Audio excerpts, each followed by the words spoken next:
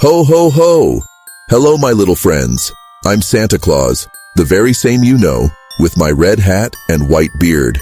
I'm going to tell you about one of the adventures I had on a Christmas Eve. A very special night full of surprises. So get ready, because this is a story that'll take your breath away. It was a cold, starry night, perfect to start my Christmas deliveries. The reindeer were excited, especially Rudolph, with his shiny red nose lighting up the sky. My sleigh was loaded to the top with presents of all shapes and colors. We took off from the North Pole, ready to spread joy all over the world. After a few peaceful deliveries, something unexpected happened when we arrived at a small town filled with twinkling lights. As we landed on the roof of a house, we heard a little noise coming from inside the sack of presents. Well, what could that be? I thought, curious. When I shifted the sack to take a peek, guess who was hiding inside? One of my elves, Peepo, had snuck in among the presents. "Surprise, Santa," he said, giggling.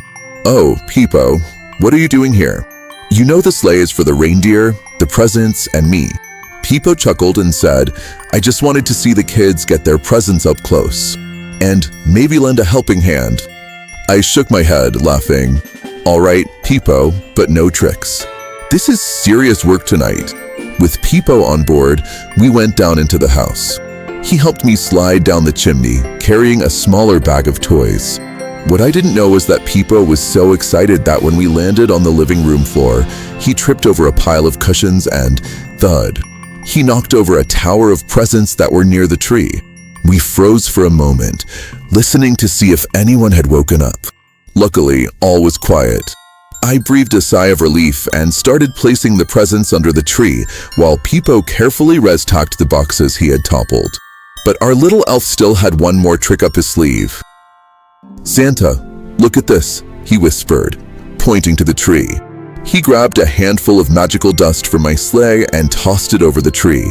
In an instant, the tree lights started twinkling like stars and even played a little Christmas tune. I looked at him, a bit sternly, but I couldn't help but smile. "Peepo, you're one mischievous elf. Now let's finish these deliveries without any more mess." We climbed back up to the sleigh and headed to the next house. And so it went. At each stop, Peepo wanted to add a special magical touch, like making fireplaces glow or trees twinkle.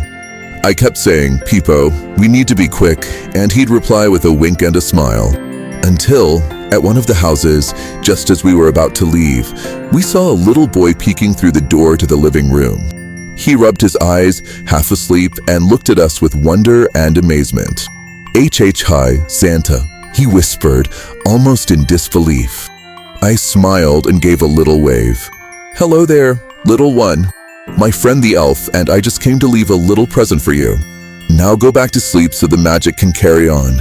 The boy smiled and, with twinkling eyes, turned around and went back to bed. Peepo and I chuckled and climbed back into the sleigh. When we finally finished all the deliveries, the sun was starting to rise, and I took Peepo back to the North Pole. He was exhausted but had a big grin on his face. "Thank you, Santa. This was the best Christmas Eve ever." I laughed and gave him a hug. "And it was one of the most fun for me, too, Peepo. But maybe next time, you'll stay at the North Pole to avoid any more mischief." He laughed, and we returned together to the workshop, ready to rest and prepare for next Christmas, and maybe, just maybe, another adventure. Ho, ho, ho! And that was the story of how a little mischievous elf turned my Christmas Eve into a night full of laughter and surprises. Now, remember, Christmas is a time of magic, love, and joy. Who knows, maybe one day, you too will have an adventure Santa style. Ho, ho, ho!